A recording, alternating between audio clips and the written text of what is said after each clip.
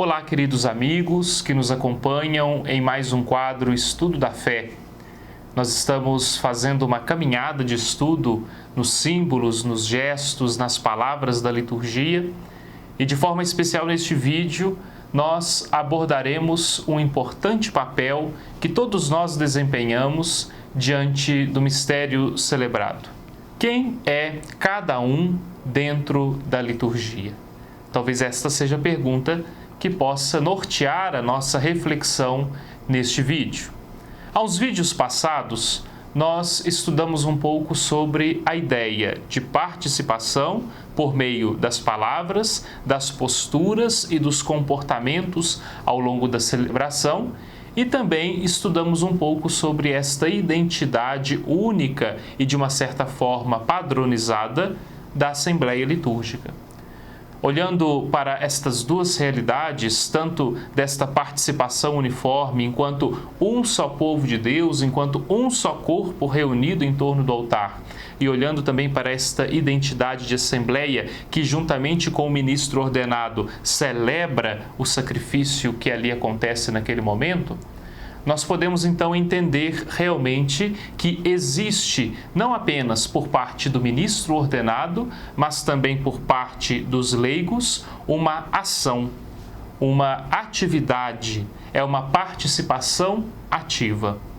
E para realçar ainda mais este sentido de participação, este sentido de ação do povo em relação àquilo que está sendo celebrado, o Concílio Vaticano II, na sua reforma litúrgica, apresenta para todos os fiéis leigos a possibilidade de eles assumirem ministérios junto da Igreja e junto também da celebração eucarística.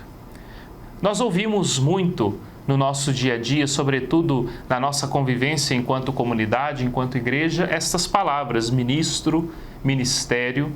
E às vezes nós não paramos para refletir o profundo sentido teológico que estas palavras têm, sobretudo no contexto da comunidade. Ministério significa, na sua etimologia, serviço. O ministro é aquele que serve. Toda a dinâmica proposta por Jesus ao longo do Evangelho, principalmente em momentos de maior ênfase por parte do ministério de Jesus, ele evocava para todos os seus discípulos, principalmente para aqueles que estavam mais próximos dele, a ideia de que a sua ação deveria ser validada, deveria ser consolidada por meio de uma intenção de serviço. Todas as obras que Jesus realizou em sua vida foram obras de serviço. Ao olhar para os doentes, para os enfermos, para os paralíticos, ao dar uma palavra de ânimo para aqueles que estavam sem esperança, ao chamar a atenção dos pecadores para que eles mudassem de vida e se convertessem a uma vida nova por meio da acolhida do Evangelho em seu coração, Jesus, de uma certa forma, prestava um serviço. Por isso, toda a sua vida, vivida em prol do reino de Deus, foi um ministério. E a Igreja assume toda esta ação para com o povo, para com a humanidade de uma forma geral, entendendo que a sua ação é uma ação ministerial, ou seja, é uma ação no serviço. É impossível nós não nos lembrarmos daquela cena forte, tocante, marcante de Jesus no contexto da Santa Ceia, quando ele, ao ensinar para os discípulos a importância da autoridade que ele estava ali confiando a eles por meio da Eucaristia, que seria a atualização do sacrifício que ele estava realizando ali naquele momento, como também por parte do mandamento novo do amor, Jesus confirma tudo isso, mostrando para eles que a autoridade que naquele momento ele estava dando aos seus discípulos estava baseada na atitude serviçal. Quem quer ser o maior, seja aquele que serve. Por isso, então, Jesus vai depor o seu manto sobre o seu assento, onde ele se encontrava, vai tomar jarro, bacia e toalha e vai lavar os pés de todos os seus discípulos, numa atitude humilde, demonstrando que aquele que é o Senhor assume a atitude do servo para mostrar que apenas pelo serviço, pela humildade, apenas pela pequenez é que os seus discípulos se tornarão grandes aos olhos de Deus diante do mundo. Por isso, então, que a igreja assume este sentido de ministério e todos nós, na nossa comunidade, na nossa prática de fé comunitária, nós, de uma certa forma, devemos assumir esta ideia do ministério. Nossa igreja é ministerial, ou seja, ela não é concentrada nela mesma, mas ela conta também com a ajuda e com o serviço de tantos irmãos nossos. Dentre os ministérios, nós destacamos algumas classes, algumas formas que a igreja encontrou para organizar todos estes serviços. Primeiro é o ministério ordenado, ou seja, homens que são eleitos do meio do povo, que são preparados, que são formados para viver este ministério ordenado. São os bispos, os padres e os diáconos. Aqueles que possuem pelo seu ministério e pela sua consagração total a Deus, a difícil tarefa de se colocar à frente do povo de Deus, à frente das comunidades, para auxiliar na administração da igreja, como também na administração dos sacramentos a todo o povo de Deus. Além dos ministérios ordenados, que seria talvez esta primeira classe, existem também os ministérios que são instituídos. E aqui nós nos lembramos destes ministérios que são importantíssimos na vida da igreja e que acompanham, na atual configuração da liturgia da igreja, os nossos seminaristas que se preparam para receber o sacramento da ordem. Cada diocese, cada congregação possui o seu critério para estabelecer o momento certo em que os seus seminaristas, em que os seus candidatos ao sacramento da ordem poderão então receber estes primeiros ministérios, que são dois: o leitorato, aquele primeiro ministério em que o seminarista passa a se aproximar da palavra de Deus, passa a ser o arauto, o proclamador da palavra nas celebrações, e o ministério do acolitato, onde ele passa a ser um acólito, a servir mais diretamente o altar e até mesmo a distribuir extraordinariamente a Sagrada Eucaristia nas celebrações. Além dos ministérios ordenados e também dos ministérios instituídos, nós temos a classe dos ministérios confiados. E aqui, de uma certa forma, nós atingimos a todo o povo de Deus em nossas comunidades. Ministérios confiados são aqueles que, mediante a instituição do bispo diocesano, mediante a autorização que o bispo concede aos cristãos leigos e leigas, eles existem em função da liturgia e também da necessidade pastoral da igreja. Aqui nós nos lembramos primeiramente daqueles ministérios que acontecem em torno da mesa do altar, em torno da celebração eucarística.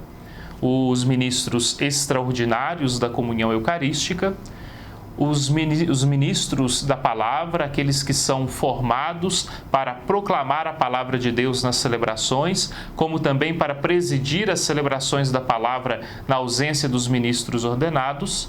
E nos lembramos de uma forma especial também daqueles que assumem a grande importância junto ao ministério do canto, junto ao ministério da música. Todos estes, de uma forma especial, contribuem pelo seu dom, pelo seu trabalho, pela sua disponibilidade em funções específicas dentro das nossas celebrações. Os ministros extraordinários da Sagrada Eucaristia, da Sagrada Comunhão, eles possuem uma tarefa muito importante. Além de auxiliar o sacerdote na distribuição da Eucaristia nas nossas celebrações, eles possuem uma grande missão de estenderem os braços da igreja, estenderem os braços da comunidade até os lares dos nossos irmãos e irmãs idosos e aqueles que se encontram enfermos, ambos impossibilitados de participarem presencialmente da celebração eucarística nas comunidades. Eles fazem esta bonita tarefa, eles têm esta bonita missão de levarem Jesus Eucarístico em comunhão para que estes irmãos e irmãs não se sintam desamparados, não se sintam afastados da comunidade, mas se sintam cada vez mais fortalecidos pela presença e pela força de Jesus na Eucaristia.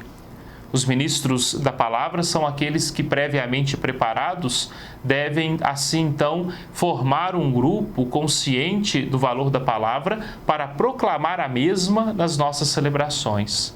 São de extrema importância porque reafirmam a importância também que a palavra de Deus ocupa dentro de toda a liturgia cristã. Uma palavra que não pode ser proclamada de qualquer modo, uma palavra que deve ter uma proclamação totalmente séria e criteriosa para realçar que aquilo que está sendo proclamado deve chegar ao coração dos fiéis e deve fazer com que seja compreendido pela mente, pelo coração de todos aqueles que estão reunidos em assembleia ouvindo esta mesma palavra. Os ministros do canto são aqueles que, por meio do seu talento, por meio da sua capacidade e também da sua generosidade, auxiliam a participação de toda a comunidade na celebração eucarística, sobretudo por parte da música.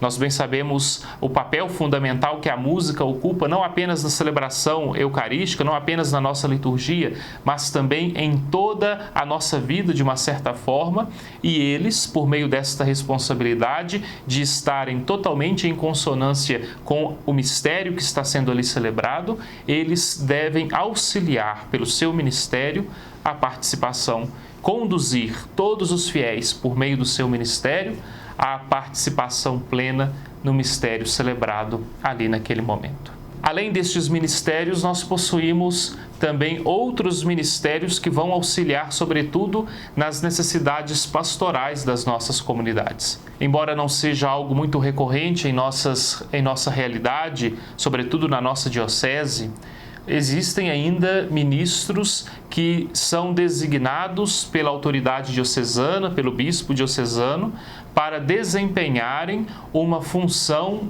juntamente aos casais e também às crianças que serão batizadas. Os ministros para o batismo e também os ministros assistentes para a celebração do matrimônio.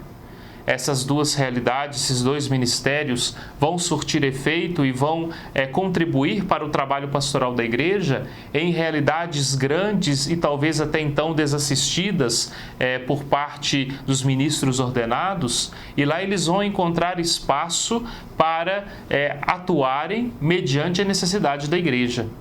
Tantas são as regiões, sobretudo aquelas que são de missão, aquelas que necessitam ainda mais de uma presença mais intensa da Igreja, mais intensa dos sacerdotes, dos diáconos e dos bispos. É justamente neste campo que esses irmãos leigos irão auxiliar a Igreja, não deixando desassistidas as comunidades que estão nesse momento, nessa ocasião, necessitando, seja do batismo, seja do sacramento do matrimônio. É bom sempre nós reforçarmos que o ministério é algo dado. O ministério da Igreja foi dado pelo próprio Cristo. A Igreja foi enviada em missão para viver este ministério. E assim também todos nós somos enviados pela Igreja para vivermos os ministérios que nós tanto colocamos em prática na nossa vida de comunidade. Ninguém se auto-intitula ministro, mas ele é designado por Deus e pela Igreja para esta função, para exercer com sabedoria e também com a graça de Deus o serviço que enobrece a pessoa e ao mesmo tempo contribui também para a dignidade de toda a comunidade. Encerramos assim então mais um vídeo, refletindo hoje sobre os ministérios, sobre esta vida tão grandiosa e tão profunda da Igreja, e que o nosso coração cada vez mais se abra a esta realidade tão bonita e tão profunda que é a consciência daquilo que nós celebramos. Que Deus abençoe a cada um de vocês.